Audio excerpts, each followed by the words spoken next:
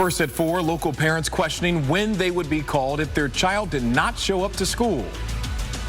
You know, for every hour to us may seem like nothing, but to a parent who's lost a child, every hour feels like a full day.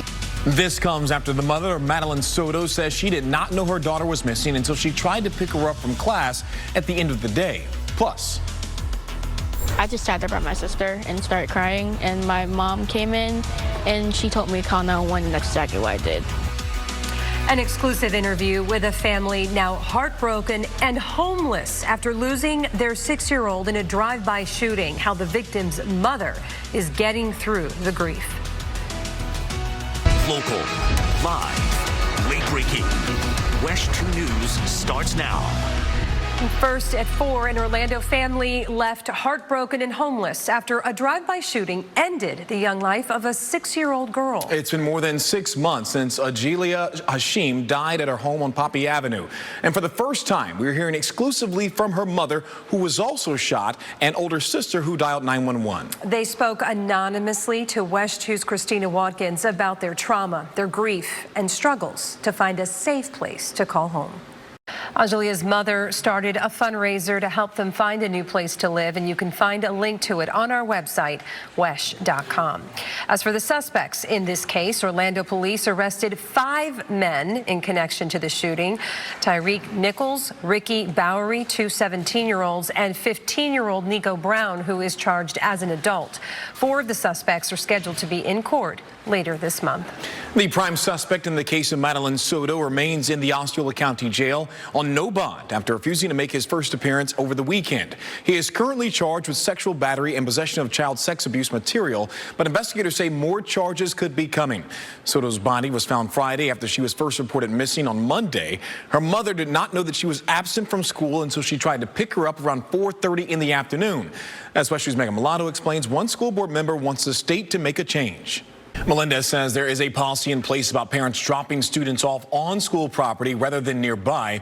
He's urging parents to follow that policy to help them better protect their students. In regards to the status of the case against Stearns, the state attorney's office sent us this statement saying, in part, quote, the investigating law enforcement agency is tasked with preparing a case and sending its findings and recommended charges to our office once its investigation is complete to initiate the prosecution process. Our office is diligently working with the investigation agency on every aspect of this investigation to prepare the best case possible. Well, we found out the woman killed outside the Central Florida Fair over the weekend worked as a teacher's assistant at Sorrento Elementary in Lake County. Grief counselors spent the day there helping staff and students. Just after 10:30 Saturday night, Orlando police responded to gunshots in the parking lot of the fairgrounds. They did all they could to save the victim, 35-year-old Veronica Ramirez. There is a $5,000 reward for any information about the shooter in this case. If you know anything, you're urged to call Crime Line at 1-800-423-TIPS. The U.S. Supreme Court today ruling that former President Donald Trump cannot be kicked off the primary ballot. This decision follows months of debate over whether Trump violated the 14th Amendment's insurrectionist clause because of his role in the January 6th riot. This reverses ballot measures passed in both Colorado and Maine that barred Trump from appearing on the primary ballot. The High Court was unanimous on their decision that Trump could not be removed. All right, gearing up for an expected legal battle, the Florida Senate today overwhelmingly passed a revamped plan aimed at keeping children off social media. The Senate voted 30-5 to approve the plan, 3 days after Governor DeSantis vetoed an earlier version. The governor and legislative leaders negotiated the revamped plan. Supporters say social media harms children's mental health and can lead to sexual predators communicating with minors. The bill seeks to prevent anyone under 16 from opening accounts, though a key change would allow parents to give consent for 14 and 15-year-olds to have accounts. We have to do something, and we can't stand by any longer and allow them, these companies, to own our children with this terrible content. This is a well-intentioned bill, but we cannot teach people how to be parents. Parents at some point have to step up and teach their kids. It's unclear when the House could vote on the bill. The legislative session is set to end Friday. Governor Ron DeSantis did not have to go far to find the new Orange County Supervisor of Elections. He appointed Glenn Galzine, the administrator of the government overseeing Walt Disney World property. WESH 2's political reporter Greg Fox is live outside the elections headquarters now. So Greg, Galzine has been really a go-to person for the governor in filling various jobs. Yeah, he really has, and this appointment is apparently going to be just as short as the one that put him in charge of the Central Florida Tourism Oversight District down at Disney, and he'll be taking over one of the largest elections offices in the state. And right now, there are 7 people who are registered to run for the supervisor's job, and that election, of course, is this November. Most of them are Democrats, and in a county in which overwhelmingly there are a majority of Democrats registered as voters, it seems unlikely that Galzine will ultimately try to run to keep this job. So he would be in the job until next January when a new supervisor is sworn in. Live in Orlando, Greg Fox, WESH 2 News. All right, still to come on WESH 2 News at 4. Alaska Airlines passengers suing after a door blowout mid-flight. What they are accusing the airline and plane manufacturer of causing them. Plus, prepare to spring forward, what you can do right now to adjust to daylight saving time this weekend. Cam. And here's a live look at New Smyrna Beach, which you can see not a good day to head out to the beach at all. Widespread dense fog for our coastal locations. I'll let you know when that dense fog is expected to lift and when storms move into the forecast. Coming up on the other side of the break. In Central Florida, the weather is always changing. That's why we work around the clock, so you know exactly what to plan for. From tracking the next big storm to how to dress the kids for school. That's why at WESH 2, we keep you at the center of what we do. Constantly monitoring the latest data so you can be prepared for what's next. No guessing, just an easy, understandable forecast, sun up to sundown. This is WESH 2 First Warning Weather, certified Central Florida's most accurate. To Marion County now, where deputies honored fallen canine Leo with a memorial service. Leo died last month when deputies got into a shootout with a suspect in Silver Springs. Today's memorial service was held outside of the sheriff's office. Deputies say a shooter hit Leo in part of his body not protected by his vest. They returned fire and killed that suspect. The effort to extend I-4 express lanes 10 more miles to the west will include a major change to the intersection of Sand Lake Road and the interstate. And that change is just days away. WESH 2's Dave McDaniel is live in Chopper 2 with what this will mean and when it will happen, Dave. Changes are coming and weather permitting. The intersection below Chopper 2, Sand Lake Road, where it passes underneath Interstate 4, will be very different for drivers come this weekend. Pay close attention when you're behind the wheel because there will be a bit of a learning curve.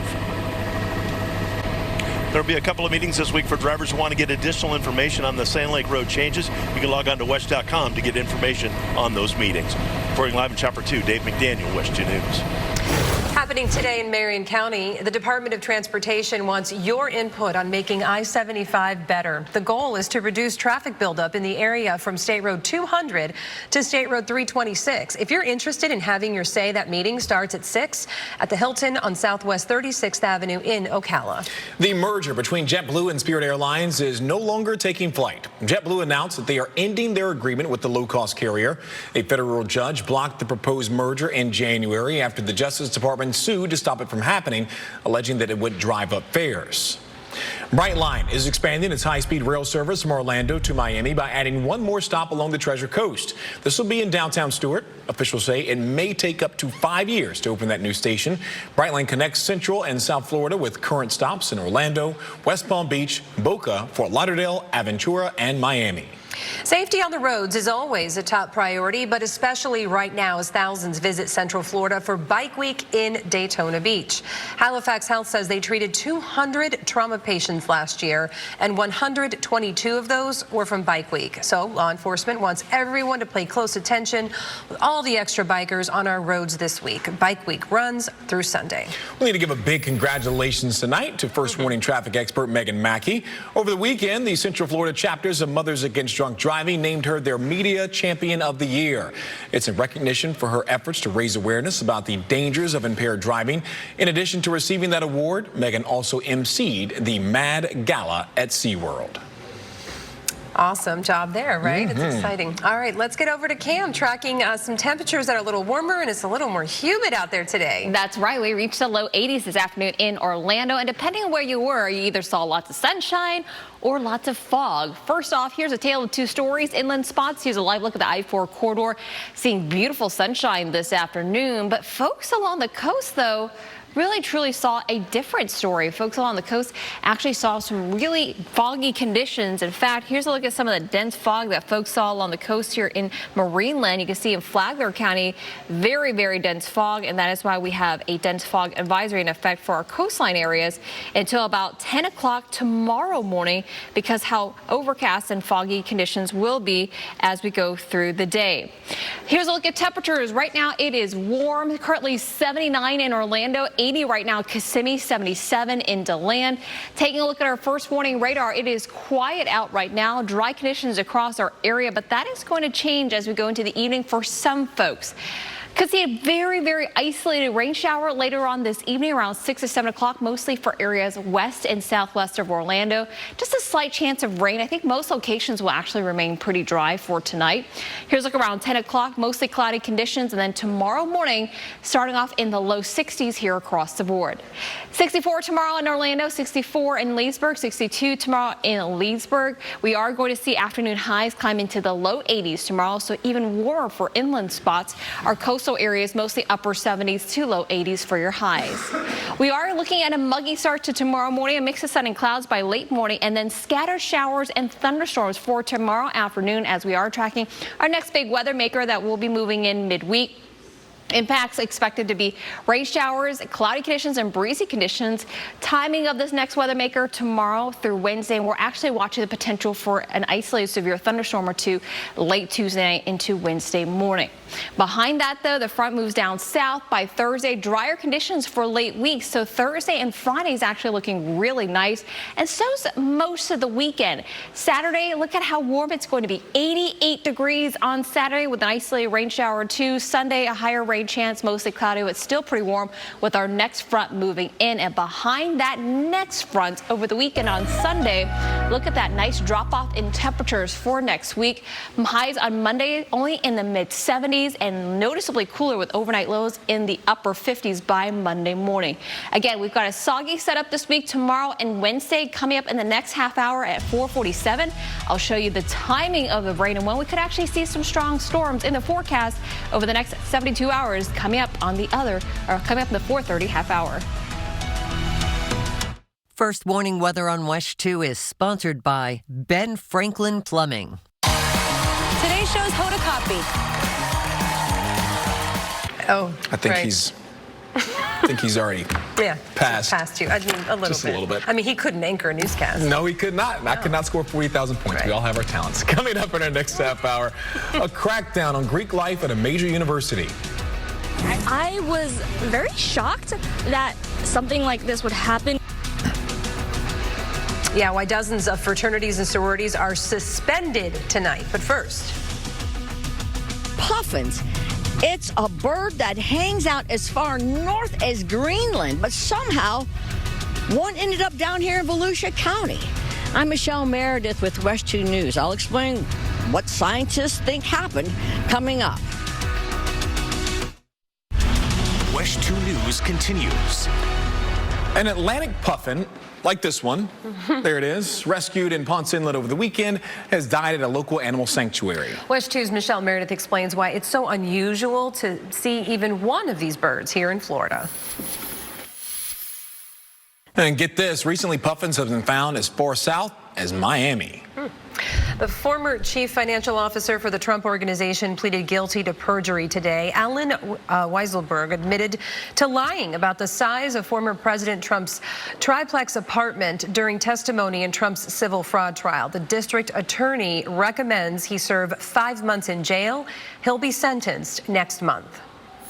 Meanwhile, Trump is accusing E. Jean Carroll of being inconsistent with her position about his wealth. That's according to a new court filing as the former president continues to try to delay posting the $83 million judgment from their civil defamation case. Now, Carroll argues Trump should not be given more time in posting the money she was awarded.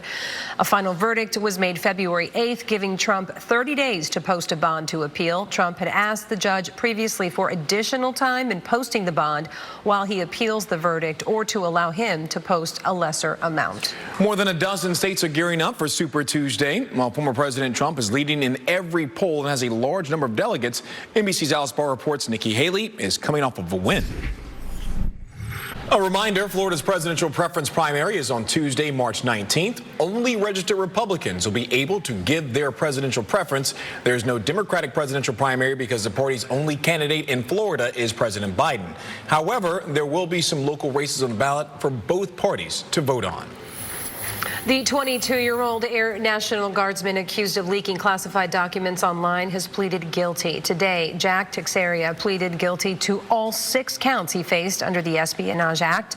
He was arrested last April and accused of leaking classified Defense Department documents on Discord, a chat app largely used by gamers. The University of Maryland has suspended dozens of fraternities and sororities on campus from recruitment activities pending an investigation of alleged misconduct. School officials sent a letter Friday to 21 fraternities and 16 sororities informing them of their suspension. The letter did not describe the alleged misconduct as hazing, but did refer to the allegations as, quote, activities that have threatened the safety and well-being of members of the university community. Students are split on the decision. And I think it's pretty dumb that they're including every single fraternity and sorority with one mistake. When stuff happens that endangers like the safety and the health of people, it's definitely time to put a stop to everything. The suspension will be in place indefinitely while the investigation continues. The suspension does not impact any of the historically Black Greek letter organizations or the Multicultural Council organizations. A couple on that Alaska Airlines flight where the door blew out is now suing the airline and Boeing. The couple from Oregon were on the flight back in January as part of the $1 billion lawsuit. The couple says they have to cope with a new fear of flying after this traumatic incident. Their attorney claims no one should have been on this flight in the first place, and warning signs were ignored. Well, the issue with Alaska is on this particular aircraft, they had gotten several warnings, air pressure monitor warnings. In fact, I think they had said this aircraft couldn't fly over water. A spokesperson for the airline said the company cannot comment on the ongoing lawsuit. Malaysia may begin a new search for a plane that vanished nearly 10 years ago. The Malaysian Ministry of Transport is inviting a U.S.-based seabed exploration firm to discuss a new search proposal. That plane mysteriously disappeared on its way to Beijing on March 8, 2014, with 239 people on board. Some debris linked to that plane was found, but for the most part, its whereabouts remain unknown. Some sticker shock for travelers. Experts say passengers are shelling out more bucks to check their bags. Starting later this month, United Airlines will charge $80 to check one bag for a round-trip flight. Last week, American Airlines rose its luggage fees after JetBlue and Alaska did the same. Delta has not increased its price since 2018. Southwest is the only airline to not charge for checking bags. The European Union fined Apple $2 billion for violating competition laws. Spotify claimed Apple required it and other music streaming services pay a 30% fee on purchases made through Apple's in-app payment system. The companies were prevented from sharing information about subscription deals with customers who use iPhones. Apple plans to appeal that fine. Looking ahead, this Saturday, the African American Chamber of Commerce of Central Florida and Walt Disney World will present the 2024 Eagle Awards. Summer Knowles and myself have the honor of emceeing the event once again this year. Here's some photos from last year's events. This is the 20th year for their awards that recognize businesses and people who have made a positive impact on the community. President Tanisha Gary joined our WESH 2 Sunrise crew this morning to talk about the importance of the event. You know, it's great exposure for them. I always say that small businesses really are the cornerstone of any community. When we support businesses in our community, we all, take advantage of that. And so it's important for us to make sure that we're supporting small businesses right here in Central Florida. It's a great time. The event starts at 5:30 Saturday at Disney's Coronado Springs Resort. You can find ticket information on our website, WESH.com. A world-renowned surfing village will play host to this year's Olympic competition. Now, organizers will preserve the village's way of life while tourists will be pouring in. Plus, how women's history will be celebrated during the Paris Games.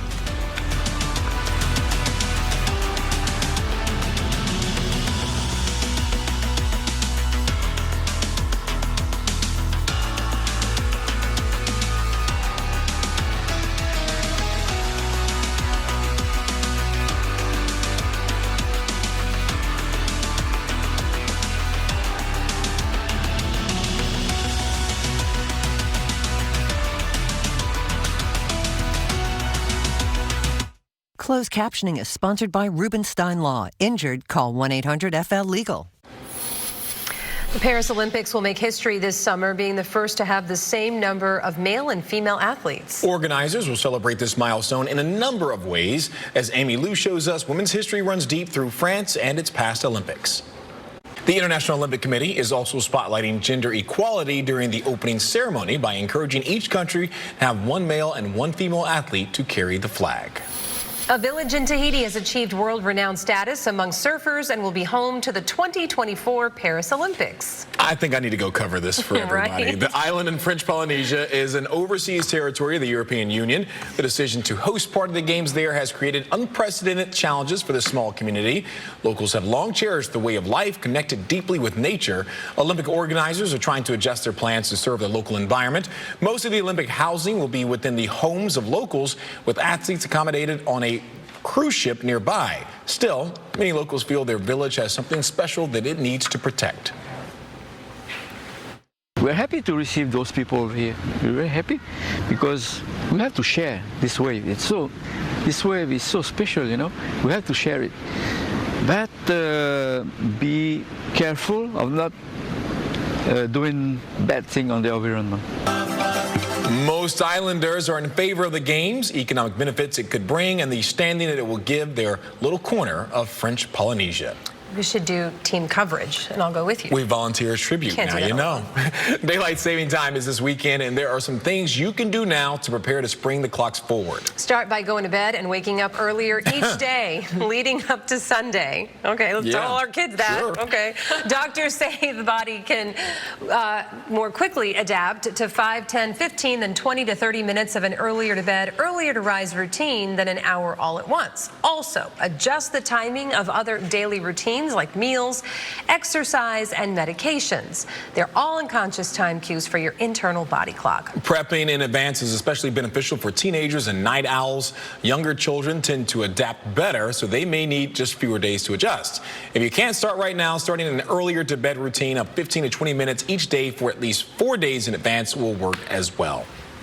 I was trying to tell my 5-month-old that. Right, exactly. We're all going to rip the Band-Aid off on Sunday and just move forward like it didn't happen. That's what we're going to do. Does anyone mention we lose an hour of sleep? But at least it's going to be nice, though, this weekend. Good. So try to look at the bright side here, guys. All right, we are going to spring forward this weekend. A new sunrise time on Sunday will be at 7:40. New sunset, 7:31. And we are not only going to spring forward, we're going to see some big changes in our weather forecast starting Sunday as well. I'll show you what I'm talking about in just a second. But let's take a live look outside right now in Daytona Beach, where it has just been foggy all day long. Very stubborn fog that is going to last through tomorrow morning. So unfortunately for folks in town for Bike Week, it is going to remain very overcast and very, very sticky out. Look at that, 71 in Daytona Beach. That fog really keeping the temperatures at bay there. 66 in Palm Coast. Up and down the coast, the temperatures are much, much cooler because of those foggy conditions. Only 66 right now in New Smyrna Beach, while inland spots 79 in Orlando. We reached 82 earlier this afternoon in the city. Beautiful. First morning radar, not tracking any rain at the moment, but that is expected to change as we go into the evening. Just a slight chance for a rain shower or two. Mostly west and southwest of Orlando. Otherwise, most of us are not going to see a thing. It'll be just mostly cloudy out. A mild night ahead with overnight lows dropping down mostly into the low 60s. And we are going to see some patchy fog, pretty similar to what we saw this morning, although I don't think it'll be nearly as dense or as widespread as what we saw this morning. Tomorrow morning in the low 60s to start off. Highs tomorrow afternoon will be in the low 80s. We'll see a light breeze out of the southeast at 5 to 10 miles per hour with upper 70s for the high highs along the coast tomorrow. We are expecting more rain in the forecast, though, for Tuesday as well as Wednesday. Let's track it all out together as we take a look at Futurecast. So again, a foggy start to tomorrow morning. Then as we go into midday tomorrow, clouds will continue to build. So we are looking at mostly cloudy skies for the afternoon on Tuesday. And then as we go into the afternoon, a few pop-up showers here around 3, 4, 5 o'clock. Notice as we go into the evening, though, that's when the coverage starts to increase in terms of the rain. Here's a look around 7 to 8 o'clock tomorrow evening. We start to see these showers popping up towards the west here along the I-75 corridor, then pushing east-northeastward as we go into tomorrow evening. Here's a look around 10, 11 o'clock tomorrow night. We are looking at overcast skies as well. Then another wave moves in overnight Tuesday into early Wednesday, bringing scattered rain showers. Can rule out isolated rumble of thunder. By the time you wake up Wednesday morning, some lingering rain, but by mid-morning to late morning, all of that clears out, and we are expecting quiet conditions for the rest of the day on Wednesday. So we do have that potential for a couple of those in the overnight hours Tuesday into early Wednesday to be a little bit on the stronger side. We'll continue to monitor the trends for you. The good news is, again, we are going to expect things to clear out by late day Wednesday, and the rest of the week actually not looking too bad.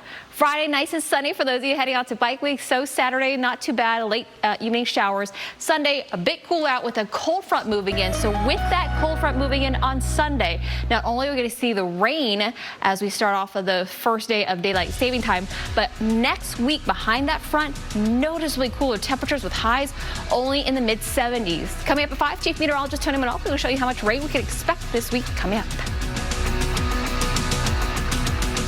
WESH News at 5 is straight ahead. Michelle Imprado joins us now with what's coming up in the next hour.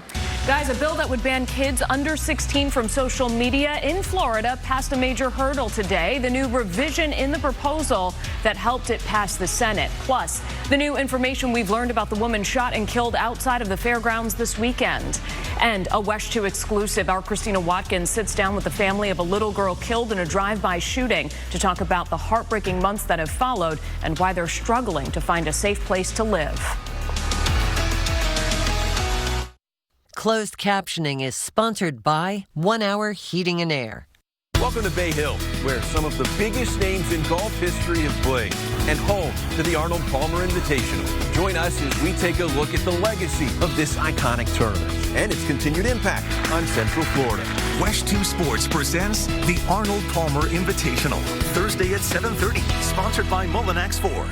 Millie Bobby Brown on her girl power action hero transformation. Seize her. Next, Access Hollywood.